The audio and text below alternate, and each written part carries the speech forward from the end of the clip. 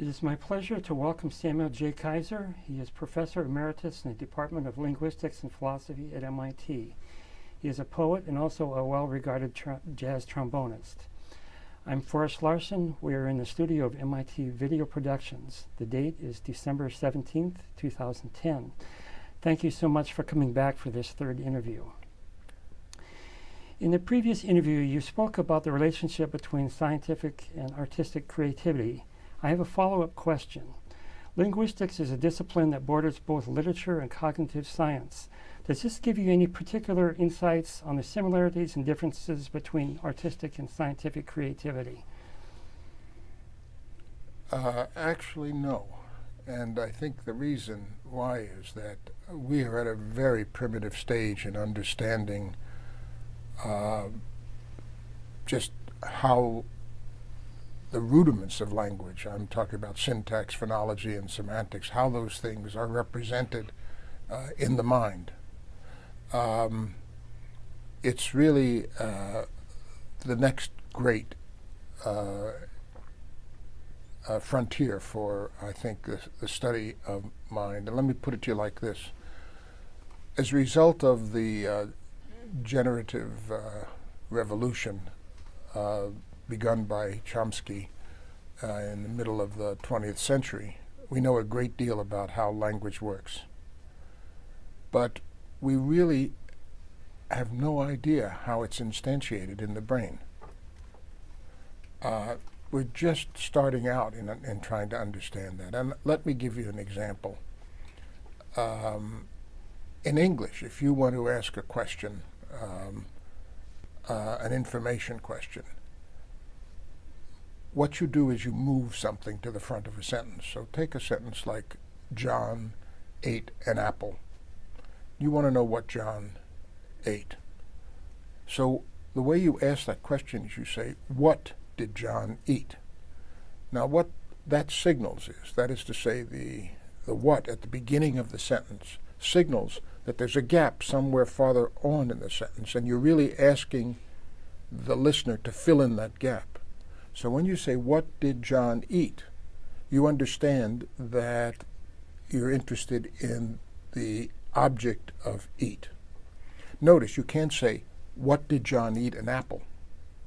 That is to say, that shows that those two things are in complementary distribution. Either you say, John ate an apple, or you take the position where apple is and you put a question word there, like what, but English demands that what move to the front of the sentence. What did John eat?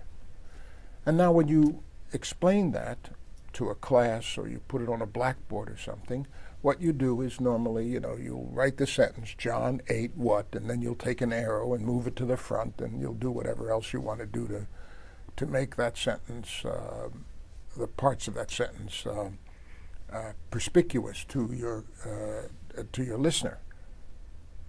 But what does movement mean in the brain? Are you saying that something moves in the brain?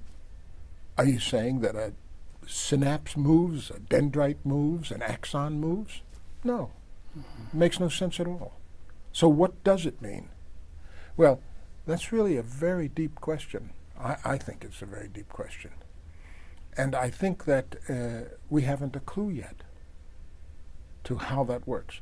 So you're asking me, how does creativity work? Well, that is so far beyond the simple mechanics of how language works. Mm-hmm. I mean, notice, what I'm doing now when I'm talking to you is I'm using these rules of language.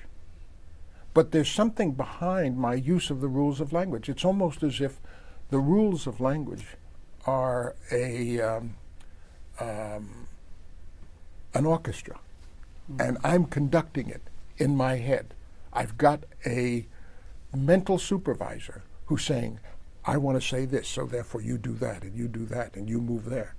That, whatever that instructor is, whatever it is that's telling my syntax and my semantics and my phonology, whatever it is that's telling it, choose these words, put them in this order so that Forrest can understand what I'm trying to say. We haven't a clue. Mm-hmm. So to say what is creativity? Well, this is an act of creativity right now. while I'm talking to you. I don't even know what I'm going to say next. But what's remarkable is that I can do it, and I can do it instantaneously. But now, how am I going to do that to create a poem or a work of art like a novel or a memoir or anything, even a letter to your mother? I mean, it's way beyond, and it's possible we'll never understand that. There are certain mysteries that we may never understand. Right.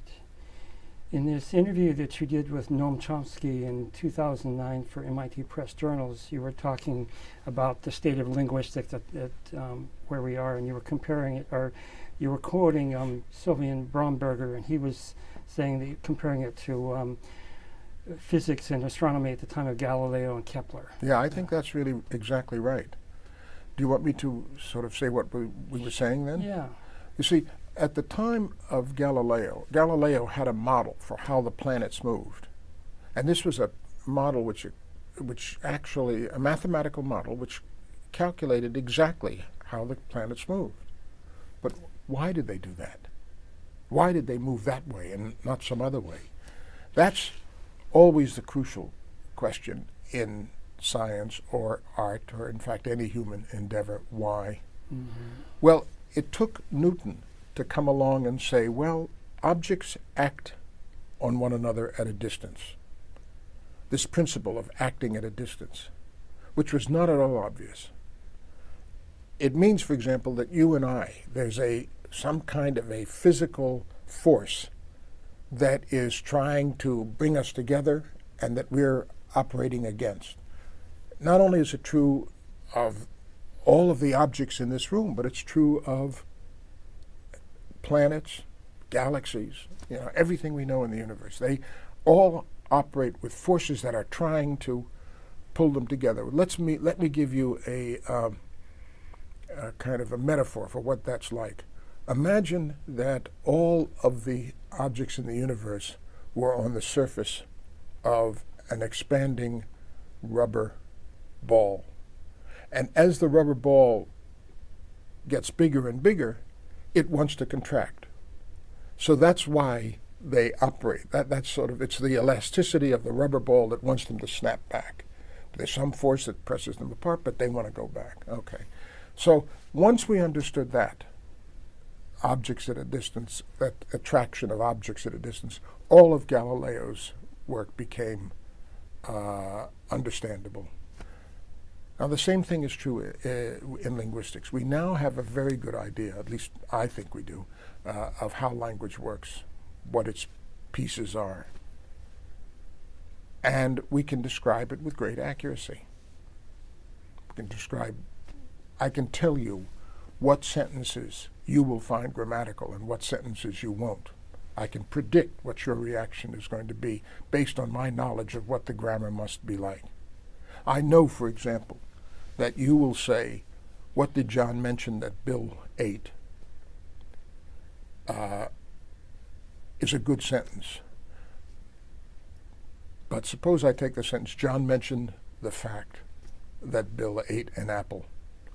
I know that the following sentence, which is a sentence I'm sure you've never heard before, and I'm sure you have no insight into this sentence, just your intuition about a speaker of language, you're going to tell me this sentence is bad in English. What did John mention? The fact that Bill ate. Okay? So we can make predictions just like Galileo. But what does the movement mean in the brain? We don't understand that. So what we need is a Newton of the wetware. We need somebody to come along and say, this is how knowledge is represented mentally. This is how it's represented in the dendrites, the axons, the stuff of the brain. And then maybe we can begin to answer your questions. So you've had a long and distinguished career in linguistics. Can you talk about just some of your subject specialties, just so we get an idea about that? I know we could go on for hours and hours about that. That's an unfair question, but... Well, in the beginning, my work was in the history and structure of English. I knew a lot about that from my training at Oxford, And so I did work in how language changed, in particular the phonology of language. I did work on great vowel shift, for example, and on the plural rule in English, how it came to be. And then I became interested in metrics. I mean, the way in which a poet determines whether a line is metrical or not, and what the rules are for that. So, take for example a line like "Silent upon a peak in Darien." This is a line from a poem. The poem is "Ode to the West Wind" by Percy Bysshe Shelley. Now, "Silent upon a peak in Darien" is a possible line in the poem, but notice, "Ode to the West Wind" by Percy Bysshe Shelley is not, even though they both contain 10 syllables. Mm-hmm. So why? Why is one possible? Why would Shelley choose "Silent upon a peak in Darien" but not a line like "Ode to the West Wind" by Percy Bysshe Shelley? Why would he choose one and not the other? And that was a good deal of my work. Then I did a long collaboration with a colleague of mine, Ken Hale, on how verbs ought to be represented in the mental lexicon. This was work on argument structure. I also did work on analysis of poetry. I was particularly interested in Wallace Stevens, and I've written several articles about Wallace Stevens' poetry. In fact, I have one coming out at this end of my scholarly career. I have an article coming out in July in a journal called Wallace Stevens, in which I compare the work of Wallace Stevens to that of Poe's The Raven. And I analyze a couple of poems and I show it's the same thing. And as a fun thing, my daughter teaches, my middle daughter Beth, teaches English in Superior, Montana. And next week I'm going to discuss The Raven with her class, 10th grade class. And we're going to do it by over Skype. So I'll actually be in the class with them and talk to them about The Raven. And if that works well, then we'll go on to Wallace Stevens. Oh my, wow.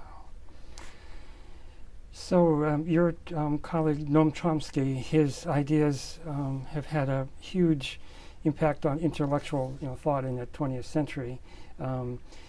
Particularly some of his stuff about genitive grammar and universal grammar, and they've affected lots of disciplines outside of linguistics and philosophy, including music theorists. Can you just, again, it's an unfair question, but for the listeners, talk about just briefly the two concepts of generative grammar and universal grammar, because I have some questions to follow up on that in regards to music. Well, I mean,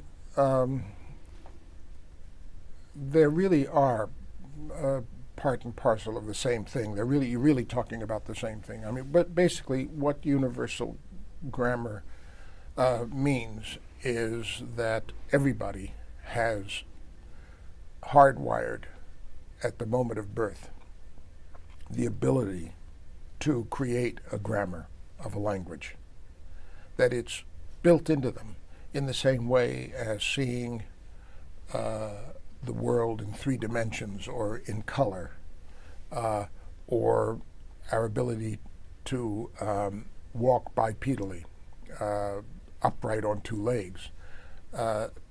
What universal grammar really is about the blueprint that is somehow or other built into the wetware of the brain, such that as a child lives in the world and hears sentences, the child has the ability to make a theory of the sounds, the linguistic sounds the child is hearing, and then become a speaker. It's based on the notion that you can't speak without, first of all, having internalized a grammar. And the grammar that you will create is a function of what you hear, but your ability to create it is the same everywhere, no matter whether you're a child born in China or India or Arizona. It's the same mechanism you bring to this miracle, actually, of speaking a language. Mm-hmm. In the fall of 1973, the conductor Leonard Bernstein gave some lectures at Harvard, the Norton Lectures, and one of the big ideas behind them were some of the ideas of Noam Chomsky about universal grammar.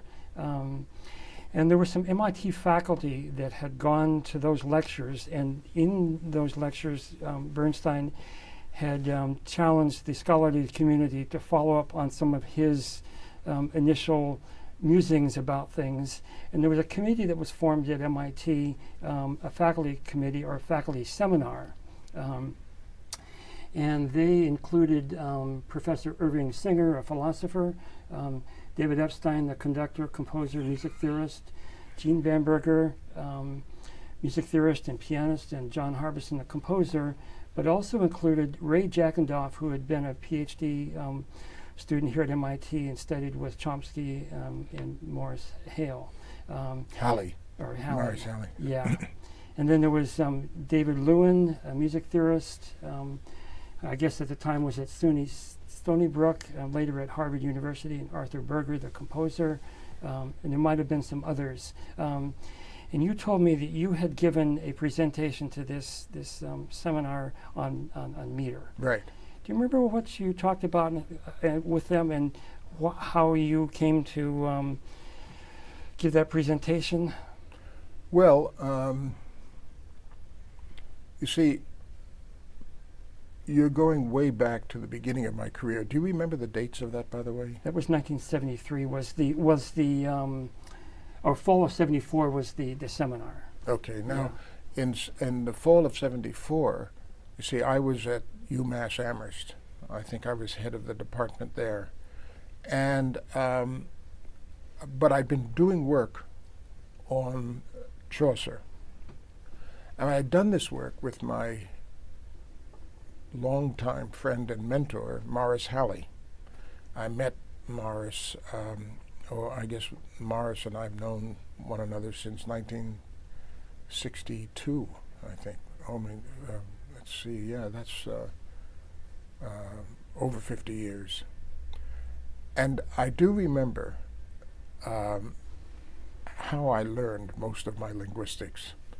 It was actually, I'd been invited to become a member of RLE, the Research Laboratory of Electronics at MIT. I think we talked about this in an earlier interview.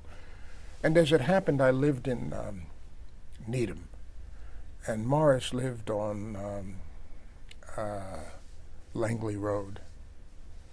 And that was between, Langley Road was between my house in Needham and MIT. And so I would often pick Morris up on the way in and drive him home at night. And the commute took maybe 45 minutes, and it was in that commute that I learned most of what I know about linguistics, just driving Morris to and from his house. And I remember one conversation in particular. We were talking about meter, and he told me about the work of Roman Jakobson that he'd studied, and that metrics must be a rule-based system. There must be a grammar of meter, and that the way it works is that all speakers of a language, and I think what I'll do is, since most of your listeners will be in English, I'll confine my remarks to English, but it applies all over to every language. When you write a metrical line in a poem in English, what that means is that you have a set of rules in your head as the poet, and that set of rules tells you which line is metrical and which line isn't. And the speaker, and the hearer of the poem has the same grammar. So part of what must be the joy of metrical poetry is that the poet causes the hearer to use those rules. And using those rules must give pleasure. So if I say to you, gaily bedight, the gallant knight in sunshine and in shadow had journeyed long, singing a song in search of El Dorado, what I'm doing is I'm reciting the beginning of a poem by Edgar Allan Poe, which is metrical. And I'm forcing you to use the rules in your head to determine the metricality of that. And that must be part of the joy, is what I'm guessing. I talked about the rules in that seminar. I talked about the rules that must have been in Chaucer's head when he wrote the Canterbury Tales. Now, you'll notice that you really have been asking me in a number of different ways about the similarities between, say, language and other art forms. All right. Well, I've just said that the joy of metricality is that both the poet and the listener share a same set of rules. This is just part of this, but this is an important part. And that what the poet does is makes the listener use those rules.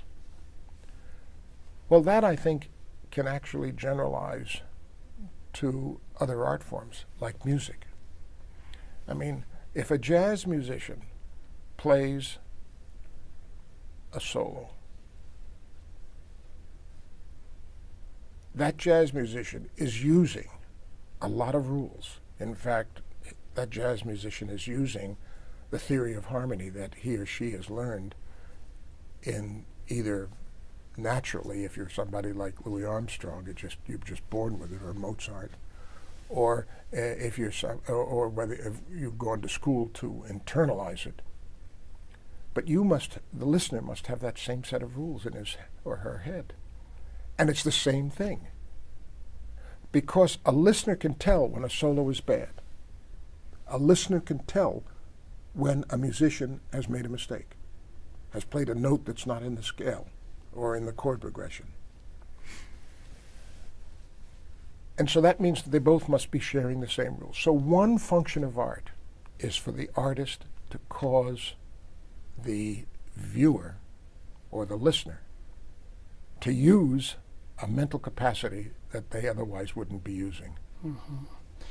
Now, some people have wondered if there's a relationship between that and this concept of universal grammar. There's some parallels, but some significant differences. Well, only in this sense. I mean, there's, with respect to universal grammar, what I've said to you is that what that really means is that all human beings come hardwired with the ability to learn a language, and what language they learn is a function of what language they hear. And in fact, not just what language but it can be more than one language. The ability to learn a language is something that's just completely natural until the age of puberty. At puberty, it seems to shut down. Although my friend Ken Hale was something of a linguistic genius because his ability to learn a language never shut down. I mean, even though he was a genetic, anomaly in that sense. He should have been, it should have shut off at 12, but it didn't. And he knew something like 50 languages. If you were to ask him how many languages he knew, he would tell you, I only speak 3. Walbri and Navajo, I guess, and English. But Walbri is an Australian Aboriginal language, Navajo American Indian language, and of course English. But I mean, I've I once went into the Gaelic Council with Ken in New York City, and Ken started speaking Gaelic to the person behind the desk. And after 10 minutes, she said to him, "Excuse me, do you speak English?" And he said, "Yes, I do." And she said, "My Gaelic just isn't that good." Now, he didn't speak to her in Gaelic to show off. What Ken did was he spoke to her in Gaelic because he thought it was a courtesy which I wish all of us could, extend. But he was very special in that regard. But most people have the ability to learn. So, for example, in Africa, it's absolutely commonplace for speakers to know 5 or 6 languages because Africa is such a rich reservoir of languages. So the average African speaks Swahili, Chichewa, whatever languages. But then at the age of 12, it shuts off. Now, we don't know why. There are a lot of interesting speculations, but we don't know why. But in any case, now it's very likely that music is universal as well. There probably is a universal grammar of music. Now, what does that mean? Well, what it means is study the theory of harmony, and then you'll know what it means. It'll talk about a tonic chord, tonic chords, dominant, subdominant, first, thirds, fifths. It'll talk about everything that you need to talk about, the cycle of fifths. But it's really been very well worked out. And in some sense, that theory must be in everybody's head. Because as far as I can tell, music is universal. Right. Speaking of that, there's that book called A Generative Theory of Tonal Music by Ray Jackendoff.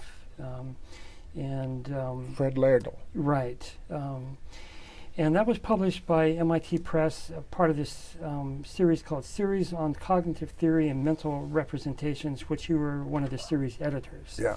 Were you involved in any aspect of this book? No. I didn't. If you mean, did I do any work with Ray? No. No.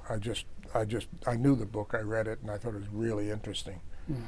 It was an attempt to show how there was a structure behind music in the same way that there was a structure behind, let's say, a poem. And it was an attempt to sort of explicate what that structure was. Right.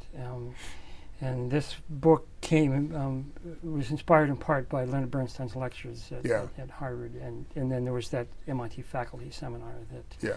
When I talked at the MIT faculty seminar, I strictly talked about meter. And the notion was, well, is there a relationship between meter in poetry and meter in music? When you talk about, this tune is in 4 bars, 4 beats, 4/4 time. It's in, 4 beats to a measure, quarter note gets a beat, that sort of thing. Yeah. What was, when you spoke with the seminar about that, how were you talking about the similarities and differences? Because there's some significant differences. But were you finding any similarities besides some of the more superficial ones? No, I didn't. I think rather one of the most interesting areas of convergence is how do you set a poem to music.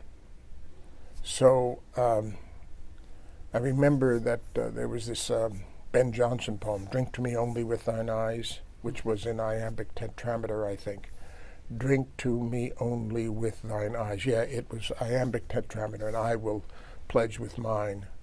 Okay, so the idea was, how do you set that to music? And you notice that although it's drink to me only with thine eyes, and I will pledge with mine, then take a sip from out the cup, and I will not ask for wine. Something like I'm butchering it, but it's something like that. Notice when it was set to music, it was set to 3/4 time. Drink to me only with thine eyes, and I will drink with mine. 2, 3, 1, 2, 3.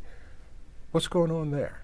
something which is a tetrameter meter, iambic meter, shows up in in a song as 3/4 time. Well, clearly there have to be rules that allow you to map between the two. And that's a very interesting question. Mm-hmm. And I think that can be done. I mean, I think, in fact, I once gave a talk in which I suggested that that was only the stress maxima in a line that could be elongated in the music. So it was only a stress syllable of a particular kind in a metrical line that you could associate with a note and allow the note to be extended longer than a single beat. So notice, drink to me only. You see, only gets to own. Well, that's sort of interesting and to look at that. And I think that's, I did a little bit of work in that, but I never really delved deeply into that. That's a fascinating subject. There are so many poems that are set where the composer seems to disregard any of the metrical part of the poetry, and they're just attaching notes to syllables as a way of making the music go, but there's no sense of the poem left. I'll tell you something else about setting poems to music, which I think, I don't think I've ever heard anybody say this, but you'll notice that there's a lot of attempts. Take Ned Rorem, I think, put some of Wallace Stevens' poems together to music. If you think of the Schubert songs, or take, for example, the Winterreise, the Winterreise is really a lovely, it's a beautiful song cycle. The one that always strikes me as the best is the last one, the hurdy-gurdy man, who is, of course, a symbol of death. And it is absolutely gorgeous. But if you look at the poetry, it's banal. Most of the great songs that have been put to music have been, most of the songs have been banal. They haven't been very interesting poetry. And when the poetry is too good, I think the marriage fails. I think that it doesn't work that you can put great poetry to great music. I don't understand why. The poetry has got to be banal. Now, can you do it the other way? Can you put great poetry to banal music and make it work? No, I don't think you can do that either. Mm-hmm. So I think that what has to happen is that when you make songs out of poems, the poems can't be too good. Why should that be? Maybe I'm wrong, but that's been my intuition. Mm-hmm. Mm-hmm. It's very interesting. As a composer, sometimes I've looked at poetry and said, there's nothing I can add to that. Yeah. Because the poetry is complete in and of itself. And it would be a disrespect to try to add something to the poetry. Yeah, I'm completely sympathetic to that view. Yeah. So following up more on this topic of language and music, as you know probably better than I do, for centuries, musicians have talked about music as a language and not really understanding, from a linguist standpoint, or really stop to think, more analytically kind of what that means. But here are some examples. Even MIT's first professor of music, Klaus Liebman, wrote a book called The Language of Music. And jazz musicians talk about that a lot. There's the pianist Toshiko Akiyoshi has a biography called Jazz is My Native Language. Or this trumpet player, Valery Ponomarev. He says, you're quoting him, rhythmic, harmonic, melodic, form-wise, it's all language, and to teach or to learn to speak jazz is identical to speak any language. And he has a group called Universal Language. Linguists obviously would disagree that it's actually a language. And Ray Jackendoff has some articles where he's talking about some of these significant differences. He talks about parallels, but not similarities. And he goes to great lengths to saying that we have to understand the differences between the two before we can even meaningfully talk about the similarities. And there's also a paper which you've read by Peter Kolakover called Linguistics, Cognitive Science, and All That Jazz. And he talks about some of the parallels between jazz and language, some of which you've already talked about, some of those being jazz is rule-governed, it's processed in real time, acquired through experience, is improvised, and used for communication. Do you want to talk about any more about some of those similarities? And then he also has something about some of the differences. But you read that paper. You want to talk about some of that? Well, I think that really when musicians talk about music as a language, it's got to be a metaphor. And I'll tell you why. When I talk to you, what I'm doing is using sound and this encoding of words in a particular format in order to convey to you a meaning. This whole enterprise that we're engaged in, the 6 hours of interviews, is really not about the rules. It's not about the sounds. It's really about the meaning, right? All right, now, when I say something to you, if you understand it, fine. If you don't, you ask me questions. And ultimately, if we've been able to communicate effectively, you understand. Now I ask you,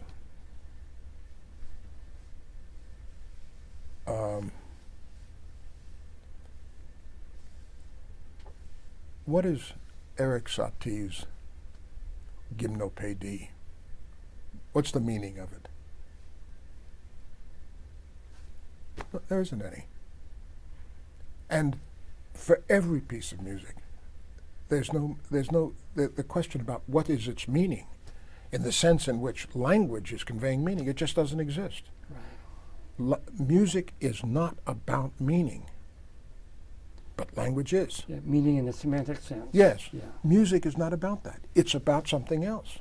What I've intimated is that what it's about is using this hardwired theory of music and causing the composer to create using it and causing the listener to use that same system in order to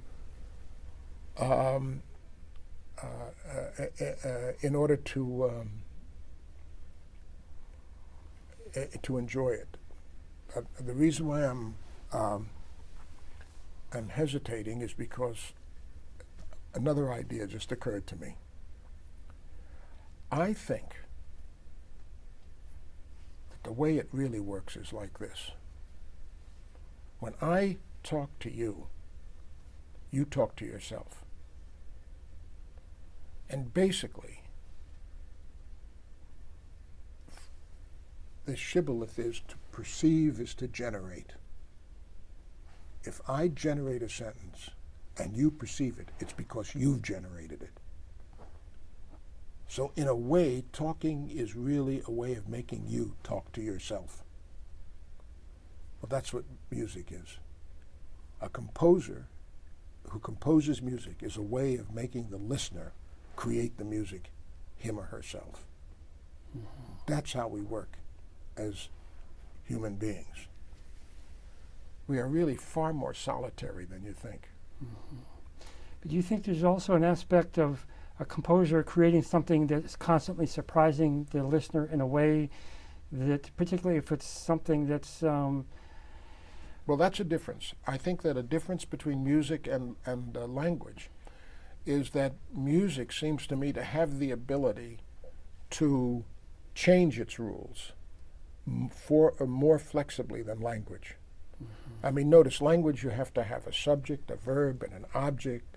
In English, I'm saying, and notice that the order is fixed, and there's no way that the next generation is going to push the envelope by making English into a verb, subject, object language.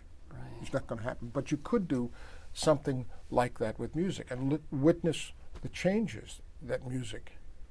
I mean, I'll let you in on something, which I should be ashamed to admit, but when I listen to the masters now, Beethoven and Mozart, and I enjoy them, but nowhere near as much as I enjoy Messiaen and Satie and the newer composers who are just doing something completely different. And that really I find exciting.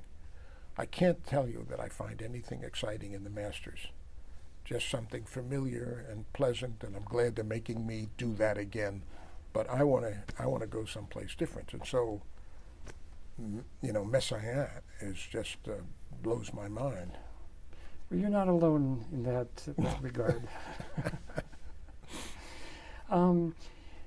You mentioned earlier, and I was going to ask this question anyway, can language, it sounds like you were saying that it can be a useful metaphor for music. Yes, but I think, look, there's an interesting kind of crutch that people who want to understand something use.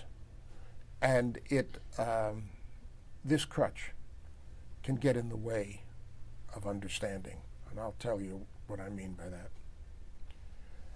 I can tell you in terms of a joke.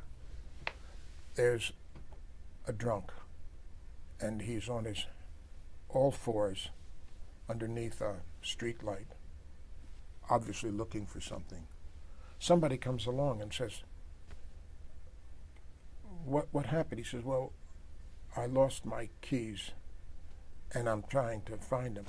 And the guy says, well, let me help you. Wait, do you know where you lost them? He said, oh, yeah, I lost them across the street. He says, well, why are you looking here? And the drunk says, well, because the light's better.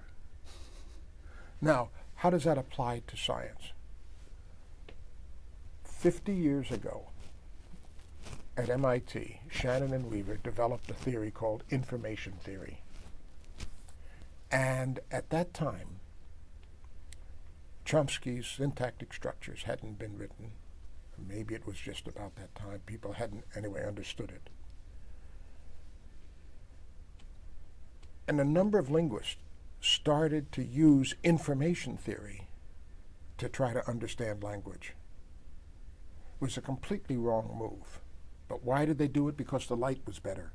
Somebody had come up with a theory, and it was clear what the theory was. Well, that's a clear tool. Let's try to apply it to language. That's always a mistake. You have to look at language on its own. And it's the same thing is true with music. When you say that music is a language, you're looking where the light is clear, where the light is better. Don't do that, because all it'll do is lead you down the wrong path. Music is sui generis. It's its own thing. And figure out what it is. But don't muddy the waters by saying, oh, well, it must be like language. Why? Well, because we understand language. So I don't think calling music a language is helpful at all. Yeah. But one of the reasons why we call it that is because there are certain similarities. But that doesn't make it, that doesn't make it the same thing. Well, what are the similarities? Well, the ability to speak a language is an ability to generate an infinite number of sentences. Well, the ability to improvise, let's say, is the ability to generate an infinite number of solos. All right, big deal. So that's a property not of the similarity between music and language, but happens to be a property of the human brain. It has this ability to produce infinite output based on finite means. And what we need to understand is, how does language work? And how is that represented in the brain? How does music work? How is that represented in the brain? And then maybe we can say something else. Right. And the similarities between poetry and music is a different issue because it's, as Ray Jackendorf says, it's kind of a hybrid kind of art where there's some more aspects of music there, but he's making a distinction between that and language. I think all of that is dust in the eyes. I mean, you want poetry, look at poetry on its own, you know. And I think that to look at poetry as music.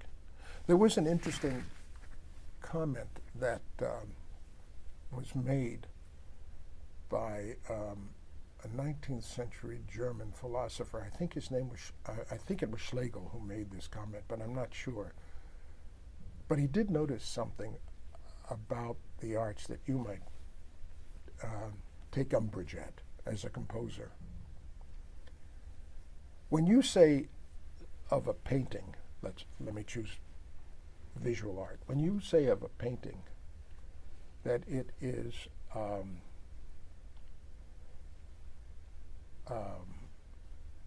poetic,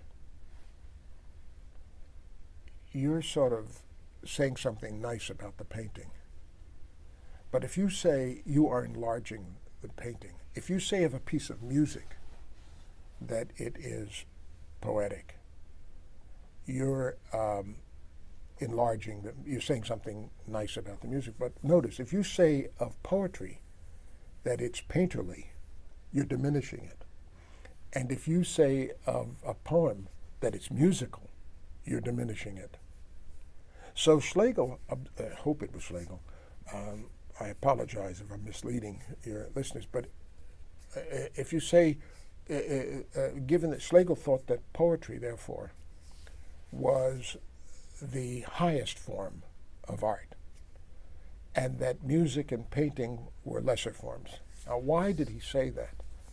Well, I think the reason why he said that was because poetry is an art form based on something which is distinctly human, the human language, the ability to speak a language.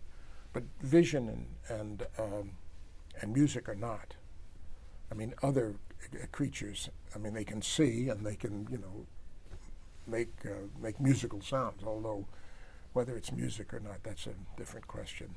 You know, maybe that's not so.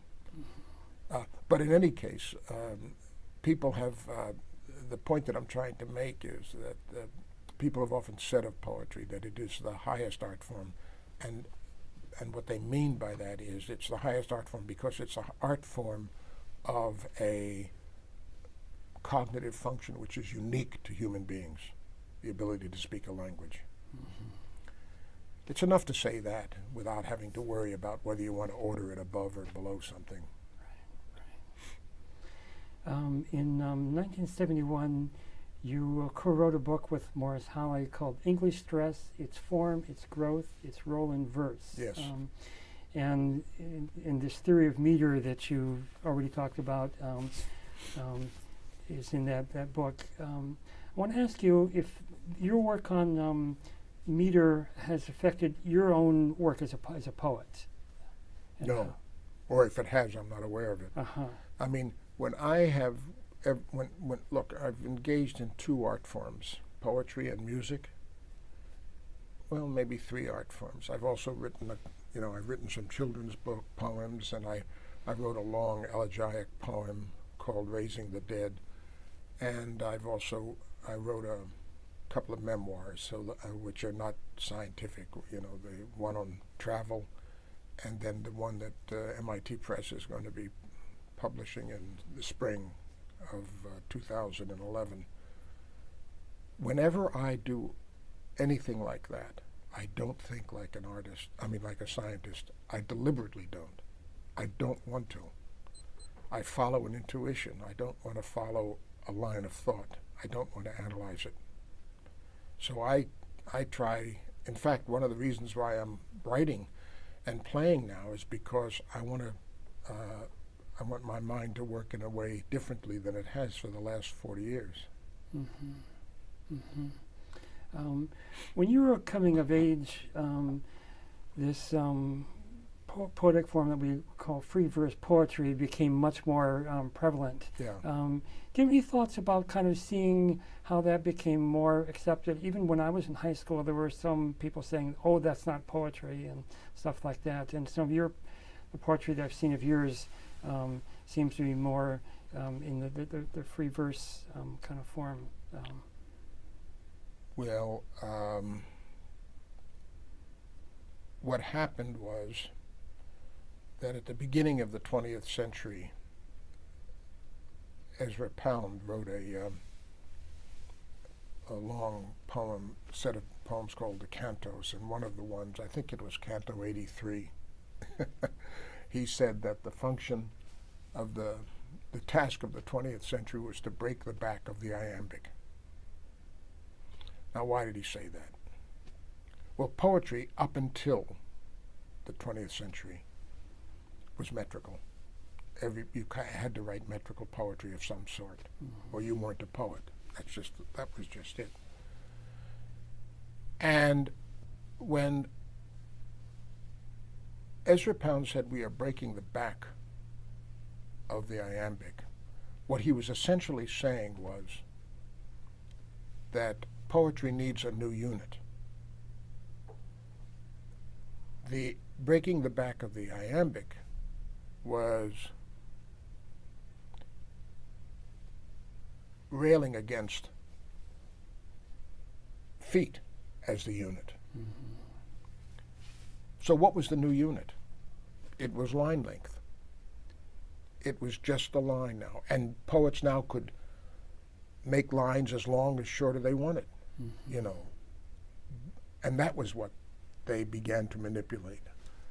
Well, line length is much easier to manipulate than metrical poetry, and so, but that's what happened. It certainly freed up the kinds of things, but it was still poetry. Right. It's just that the unit was now the line. That's interesting about that. What happened at that time? Well, what happened in painting? Representational art went out the window, and all of a sudden you had cubism, you had pointillism, you had abstraction in painting. Well, what happened in music? Well, all of a sudden tonal music gave way to Alban Berg, for example, or Webern. Right. All right?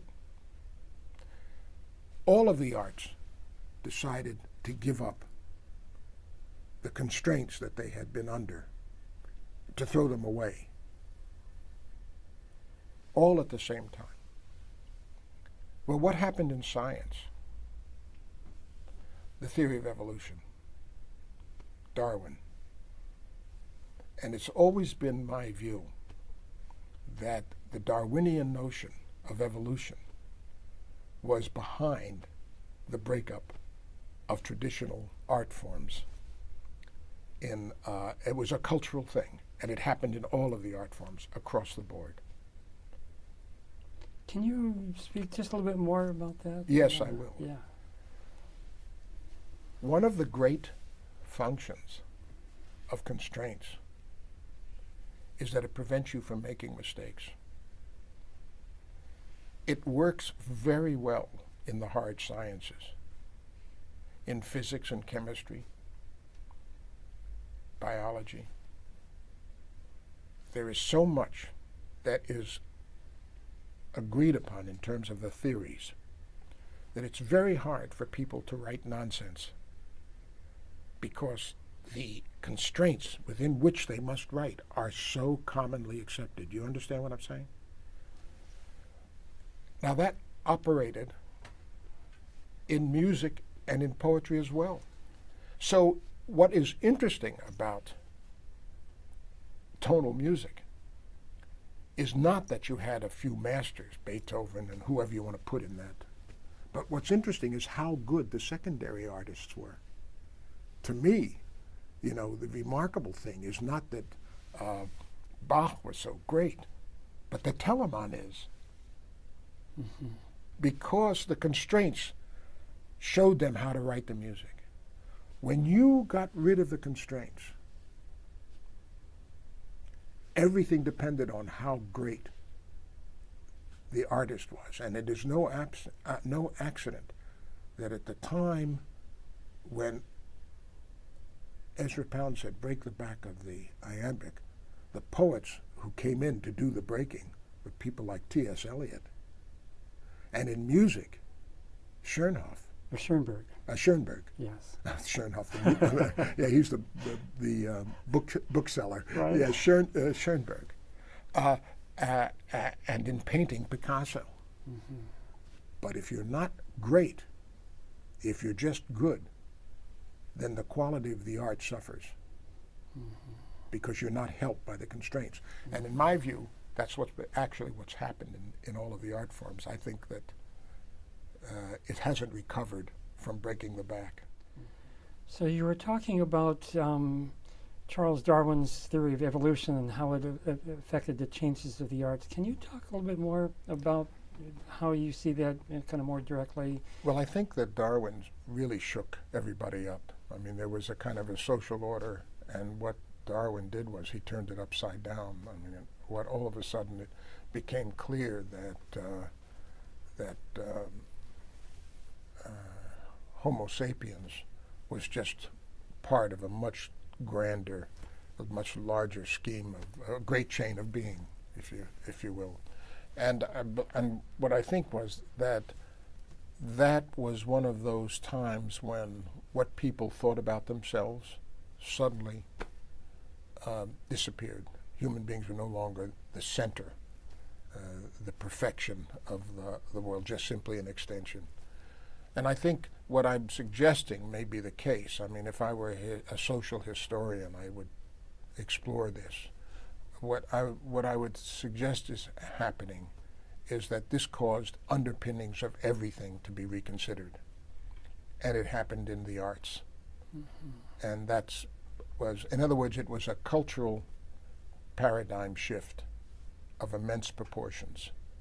And this cultural wave just rolled over everything in the arts and the sciences. I don't think it's an accident that at the same time that you find tonal music disappearing in Western music, replaced by Schoenberg and Berg, and the same thing is happening in poetry, the same thing is happening in painting.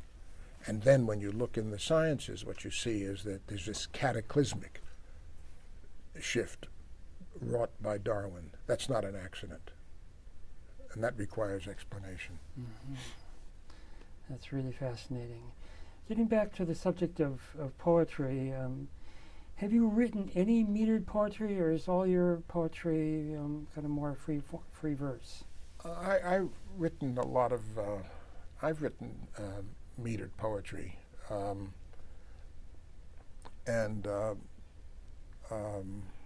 wrote some children's poetry, which was metered.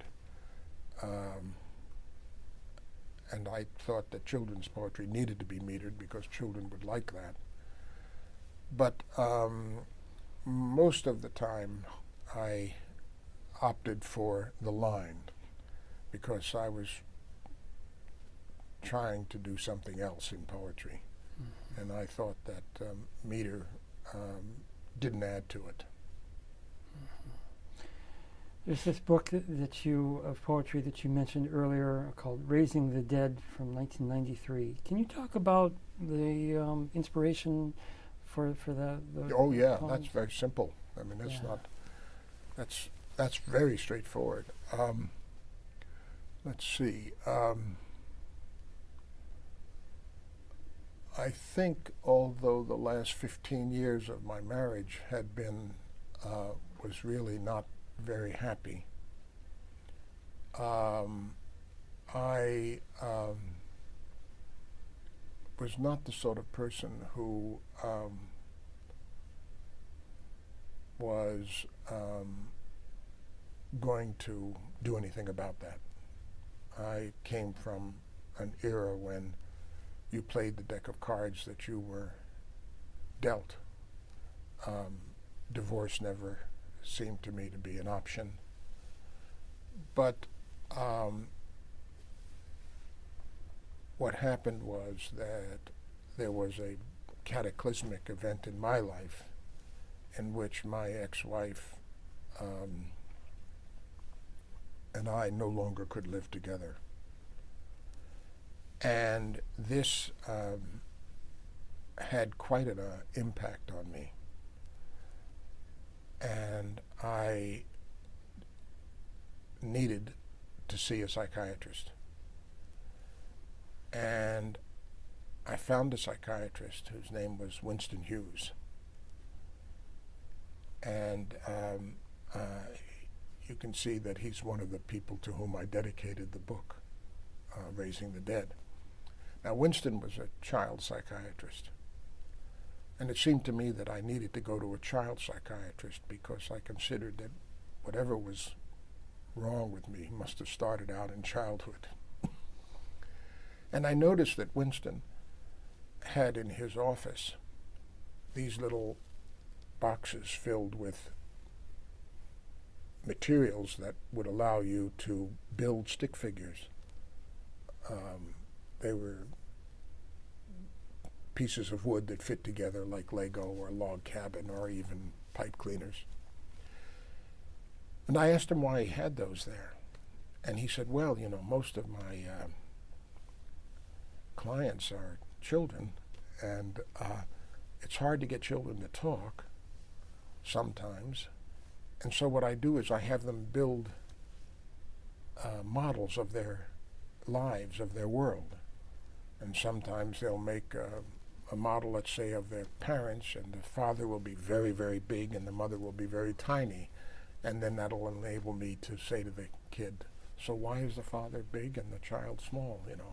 I mean, the mother small. And that can start a conversation. So I thought, well, Winston needs stick figures from me. So I would leave these sessions with him. This happened, I saw him for about 3.5 years, and this happened about 1.5 years into the therapy. I thought what he needed was stick figures from me. And so I would leave the sessions really emotionally charged. I would go to the Wurst House in Harvard Square because his office was around the corner. And I would order 2 eggs over easy, fries and toast. And I would write a poem based on how I felt as a result of the session. And I did this for about 1.5 years. And then finally, when the sessions were over, I remember spending one afternoon looking at these poems and suddenly realizing they made a book. I went and I added a few transitional poems to go from one to another, but basically it was a single narrative, and I put it together. I found poetry there extremely useful. In fact, poetry was, for me, a way of figuring out what my problem was. And it seemed to me that I could write poems about what was troubling me without ever really understanding what was troubling me. But the poem was a way of getting to my subconscious or whatever and verbalizing it. And then later I could realize it. So one of the poems in that group was a poem in which I said, I don't have the book with me, I could read it to you, but I remember saying, my sister was a blue baby. She died 18 months before I was born. Therefore, I was surprised to see her when she rang the bell. She said she was a Jehovah's Witness and had I found God. And I wrote another poem in which I saw through the window of my house the lawn in which a troll was digging a grave. And I talked about holding my breath until the walls of my room turned to dirt. And then I read these to Winston. And then I would just go in and I would read it to him. And then we would talk about it. Then one day I was walking in Holyoke Center. And I was thinking about this poem. I suddenly realized what it meant. Basically what it meant was that my mother had a baby who was born before I was born. It was a blue baby. Blue baby meant there was a hole in the heart. And it was a congenital heart problem. Now they know how to fix it. They take an artery from the arm and they reattach it or something. But then they didn't know what to do. It was a huge tragedy in the life of my family. My father had a pretty good job, and he spent all of his money trying to save my sister. I assume she's my sister, but she died before I was born, so it isn't clear to me that I have a sister.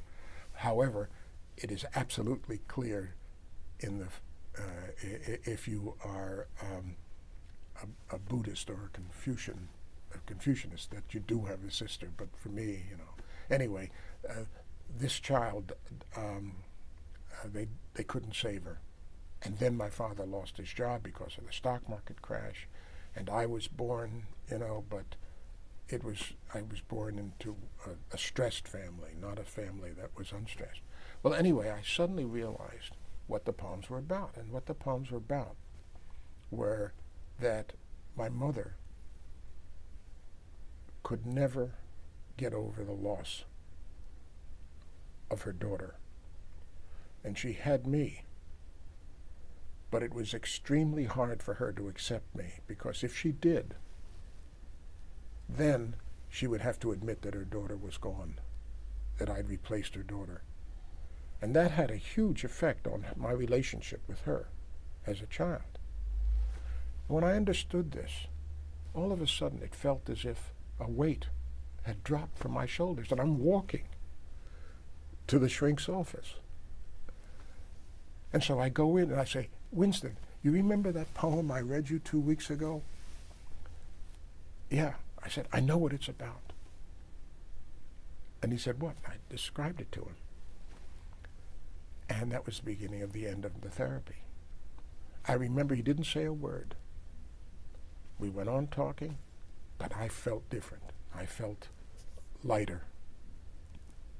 And at the end of the session, just before I left, I turned to him and I said, "Winston, you never said anything about the poem. What do you think of my interpretation?" He said, "Oh, that." He said, "That was brilliant." And out I went, and that was the beginning. Now what's interesting is that it took poetry to get me there, you understand? But took Winston to get me to write the poetry. So that's where that came from. How much poetry had you written prior to that? None. Or maybe a few children's poems, nothing much. Mm-hmm. Had you obviously had studied poetry in college and all that. Had you written any poetry for any classes or taken any courses? You studied with any poets as far as kind of on the technique of writing poetry?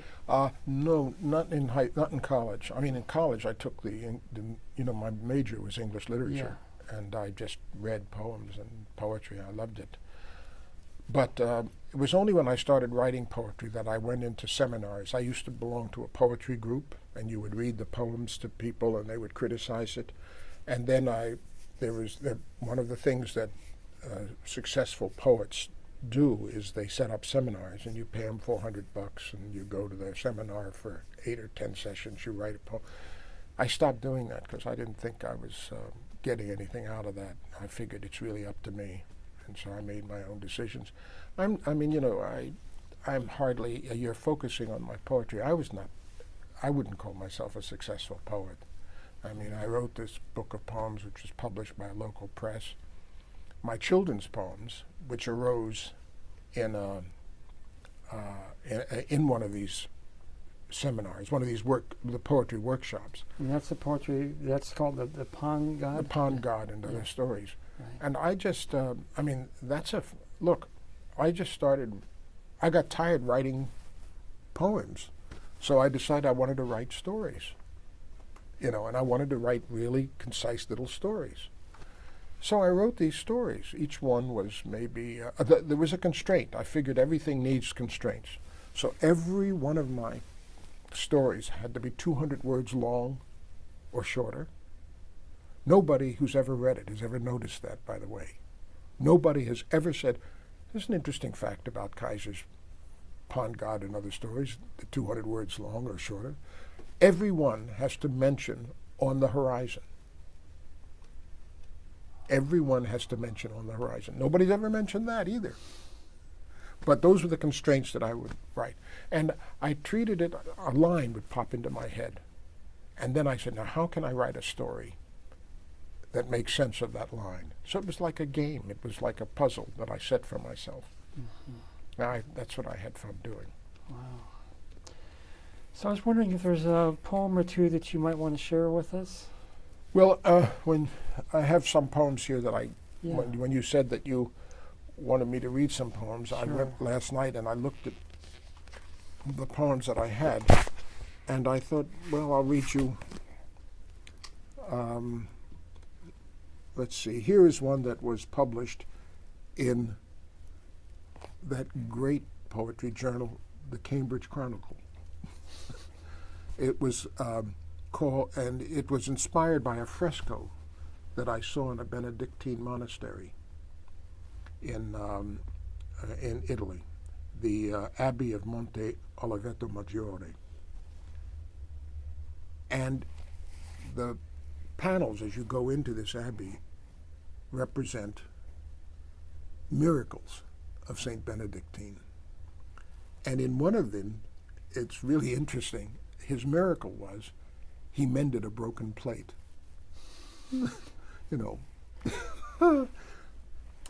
For his first miracle, Saint Benedict mends a plate. In the left panel, it is split in two. In the right, whole again, as if it had never been severed. He knew the power of two hands, whispers the monk. A goiter, the color of a Bermuda onion, bulges in his neck. He leans toward me, rasps into my ear. Sono questo plato. I am that plate. Once I was broken. Now I am together. He presses his mottled hands, palm to palm. Summoned by vespers, a solemn procession passes. I nod goodbye, but he has already slipped into the company of mended men. So that was, and I thought you'd like, so I thought I'd read you some poems because, to show you that at least somebody else thought that they were worth publishing. This one is called Meditation on the Plague. It's published in 1996 in a journal called Amaranth. The ocean is shuddering. Offshore, bloated Holsteins bob. Barn swallows flying low ahead of the coming storm, kamikaze into the sand, bony feet sticking out. The pastor says, "Blessed are the meek." Keels over, arms flopping before the pulpit like windshield wipers. The congregation follows suit, limbs askew among the pews. I'm not religious. Perhaps that is why I'm still alive. To pass the time, I reckon the dead. The tally's in the thousands. Birds, cows, black snakes. I leave a record in the sand. Long columns with headings. Bird, beast, neither. Black clouds stain the sky. I'll try to finish before it rains. All right. Now here's another one that I think you'd like. I chose this one because it's about MIT. Do you know, if you go down the corridor in Building 6, just before you go across the areaway that leads to the library, there's a mural of animals? Yeah. Okay, so this was inspired by that mural.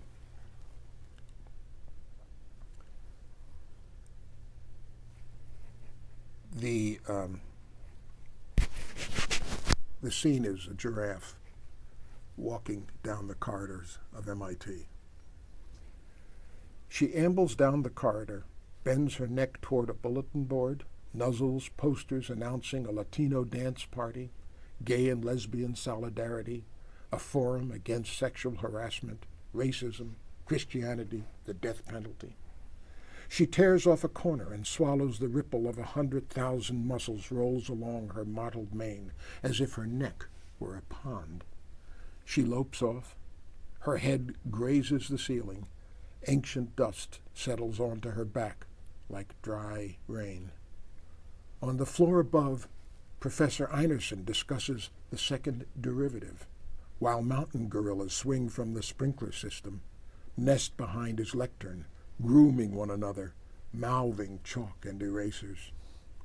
Anacondas wrapped around oscilloscopes in sophomore physics make sinusoidal waves the thickness of fire hoses, flick long tongues at the arms of students reaching to adjust their amplitudes, while in fluid mechanics a shark is waiting for someone to test the waters. In the basement, alligators belly up to the mailroom. Soon trees will sprout beneath the marbled floors, vines will drop from the skylights, tropical birds with beaks like spades will perch in the ventilators, herds of wildebeest will careen through the hallways like a river rushing on 1,000 legs. The noise will be deafening. That's about MIT. All right. So then, I'll read you one more, okay? This is much more abstract. I mean, this is a different kind of poem altogether. And I just thought I chose this one because you're interested in how does linguistics affect my poetry. And here's one where I suppose you can see the similarities, all right? It's called The World is Filled with Empty Places. There can be no argument in an empty place. Two people leave the hall. Each thinks, the other follows. In the black street a lamp is burning. Each walks toward the light. Both arrive at the same place. One turns to the other. No one is there. There can be no color in an empty place, only the sound of color that we cock our ears to like gaudy birds. The world is filled with such birdsong, each an exclamation point, without a sentence. There can be no sound in an empty place, only the sense of sound. You sit, for example, on a stone bench. The bougainvillea places you in a hot clime. The sky is a shade of blue you will never see again. White rollers lick the shore. Perspiration gathers at the back of your neck. It is your turn to speak. You adjust your collar. Take a handkerchief to your brow. The wet air fills with the dregs of your sentences. Things without names are the ghosts of empty places, images bobbing in empty air. Imagine a dark street, cobbled, a gaslight flickering at the corner. To your right, a brick wall. To your left, an open field sprawling to the horizon. You raise your hand to your face. It isn't there. Something brushes your cheek. Things without names are empty places. They fill the mind with dread. You find yourself alone in a piazza. There are cobblestones, an arcade of fluted columns. In the distance, a horse and rider approach. The bell tolls twice. Suddenly you realize the next instant will be your first or your last. You turn. There, in the dark piazza, the rider, without equerry, is upon you. These are not poems. These are images of poems. Imagine a word, say apple. Now move the word aside. There behind it is the fruit. You say it is round. That is not the apple. It is merely an image of the apple. Close your eyes. The apple disappears. That is the poem.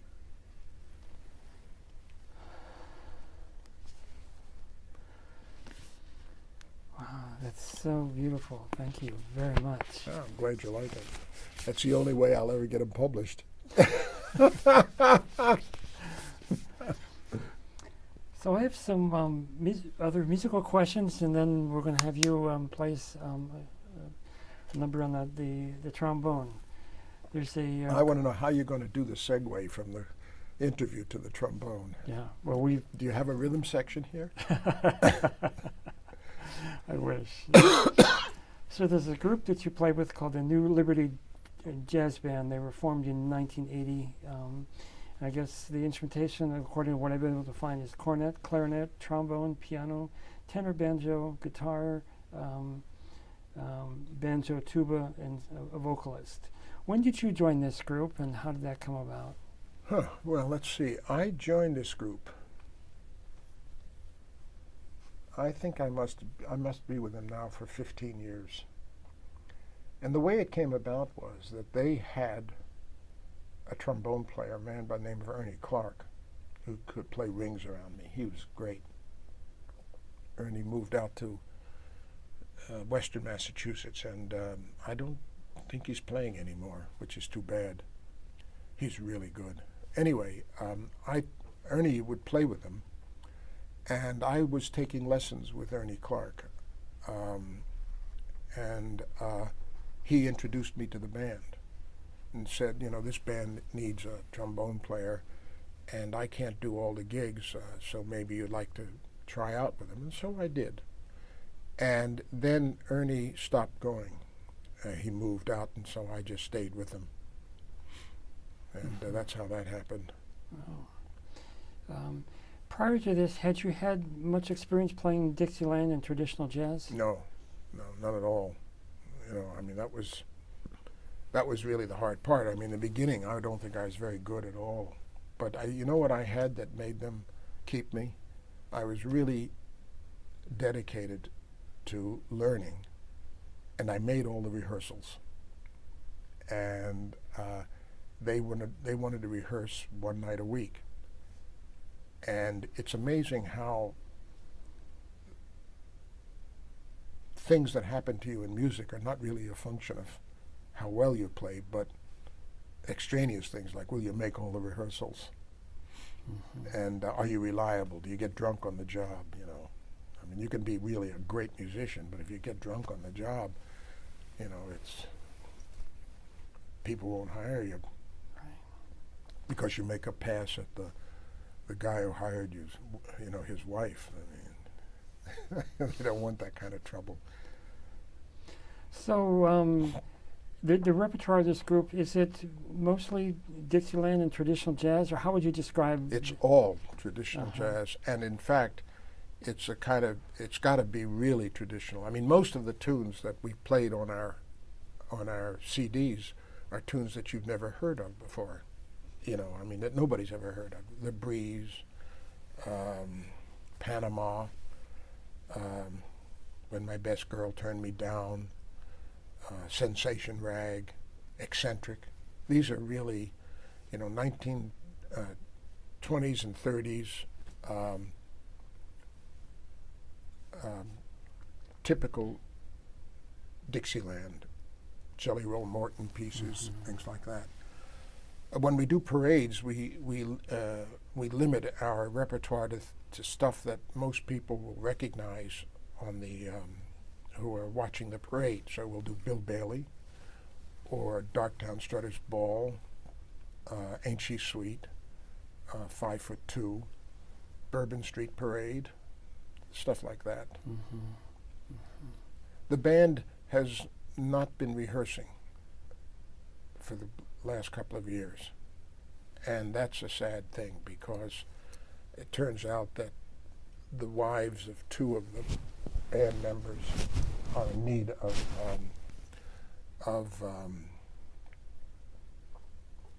a lot of care. They're not very well, and it's made it impossible to rehearse. But when we were sort of at the height of our sense of being a band, we would rehearse every week, and we would come up with, the whole fun of it was to come up with a new arrangement for a new tune, a new Dixieland tune.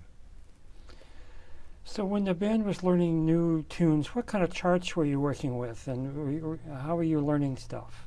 We just actually had the chords, and we put the chords in front of us, and the trumpet player is one of these extremely talented musicians. I mean, he not only plays trumpet, but he plays clarinet, and he's great on piano, but he's a natural. And what's his name? Bobby McGinnis.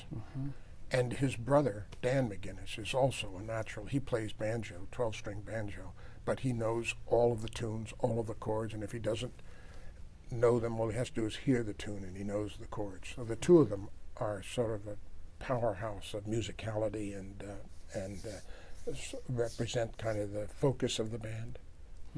And what we would do is, they'd come in and they'd know the tune, and there'd be the chords, and we would work out what we call a road map.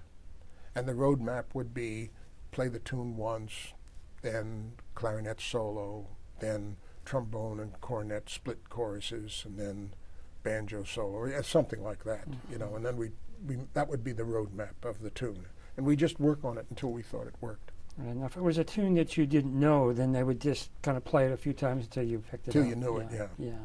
Yeah. How different are different performances of the same tune? Well, obviously there are solos and stuff, but the same tune is identical where every time we play it. I mean, we don't do anything different. Now most of our playing, as I said, is in a parade, and what typically happens in the parade is that Bobby will point to different soloists to come in, and he'll vary the order of solos, and so you watch him at the end of the 32-bar phrase. And so basically what happens is you play the tune, then he points to you to do a solo, then somebody else to do a solo, and then everybody does a solo, and then we do the tune again. It's not very interesting. Right. So the fun in doing it is seeing how well we can play together while somebody is soloing, punctuating, providing backgrounds for the solo, and how well we can play together in when we play the tune, which we call the head. Right. So that's not very complicated. There's this tradition in traditional jazz of sometimes doing kind of simultaneous improvisation. Does this group do much of that? I'm thinking of the recording of the tune Once in a While that you sent me, and it sounds like there's some places where there's some simultaneous improvisation. Yeah, but we don't do much of that. No. Basically, it's pretty straight ahead Dixieland. They're not very, the members of the band are not very, I would say, revolutionary in how we do it. The piano player, for example, can't stand Duke Ellington. In fact, the only kind of music he likes is Dixieland. He's a very peculiar guy. He was a OB-gynecologist most of his life. He's one of the people who has to take care of his wife now 24 hours a day. And he's very knowledgeable about Dixie, has encyclopedic knowledge of who played what in the 20s and 30s. He knows a lot of the players. A lot of the players had stayed at his house. And what's his name? His name is Jack Phelan. And Jack is a good piano player. but he can't practice at home anymore because it's disturbing to his spouse. And the only other jazz musician that Jack likes, who is not a Dixieland player, is Thelonious Monk. Really weird, isn't it? That's very interesting. I mean, and he'd never heard of Thelonious Monk, but he and his wife had gone up the Amazon on a trip, and they were in a canoe. And the guide and he were talking about music, and he mentioned to the guide that he played piano, and the guide said, "Well, do you know Thelonious Monk? He's on the Amazon in Brazil." And Jack's never heard of him. And he said, "Well, you ought to listen to him when you get back." And Jack did. And he really liked Thelonious Monk. He thinks Ornette Coleman, Dizzy Gillespie, John Coltrane, Miles Davis, he can't stand them. Too many notes. Too busy. So in this band, how do you think of your role as a trombonist in the group? Well, what you're supposed to do is, try to provide, fill in the gaps behind the melody when the trumpet player is playing, and then you're just a soloist like everybody else. But I have got to be very careful to play on the beat, because my swing experience and my aardvark experience makes me want to play all over the place. But it's very upsetting to this band if I don't play on the beat, because the rhythm section feels as if they're fighting against me rather than with me. And in general, you have to play on the beat.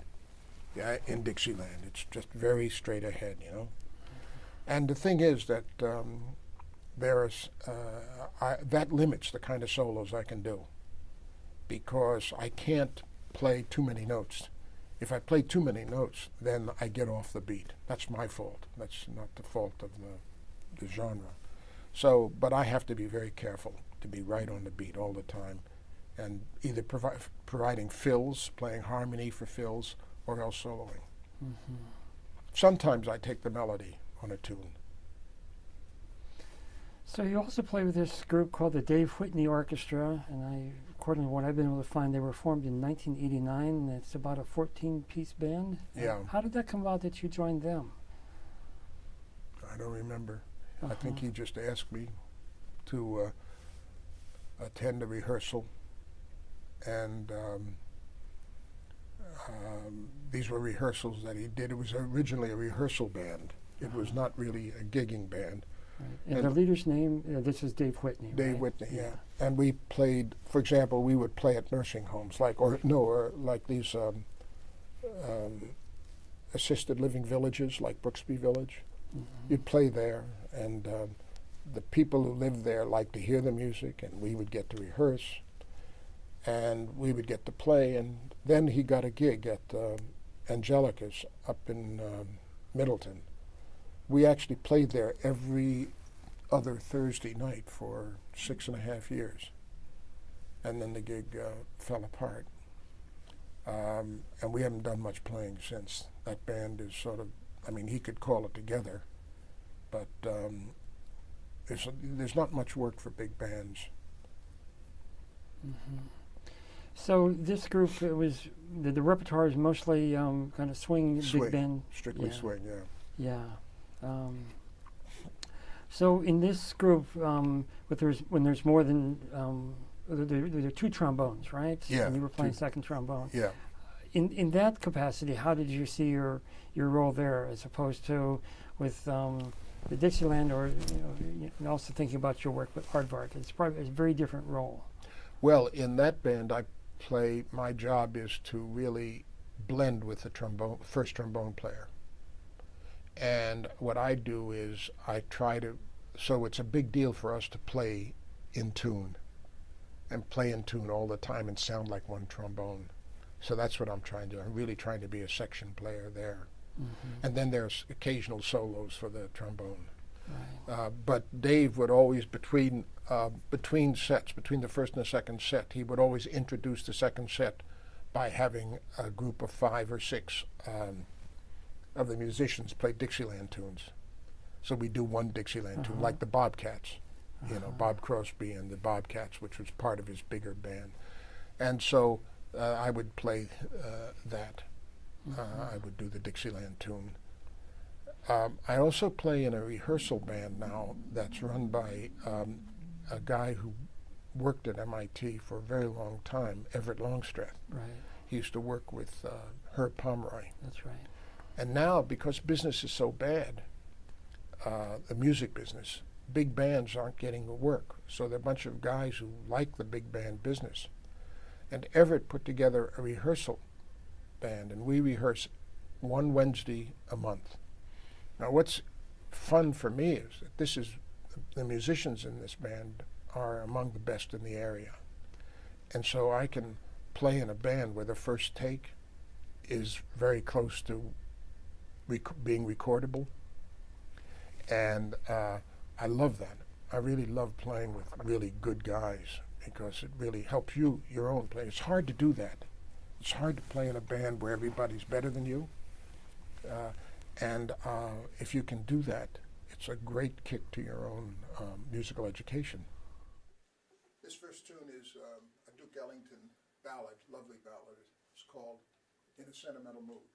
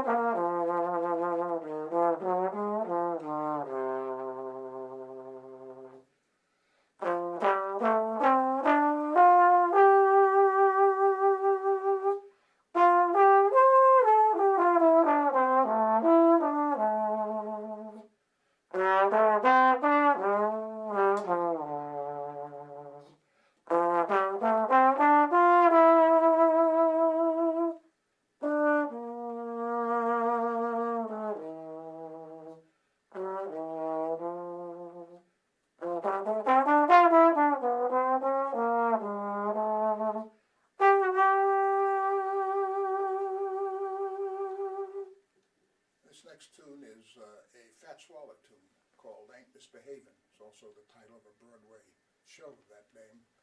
And when I do this one, I'm going to use this plunger. It's an ordinary household plunger. And I love playing the plunger because it really sort of allows you to shape the sound. And you'll hear it.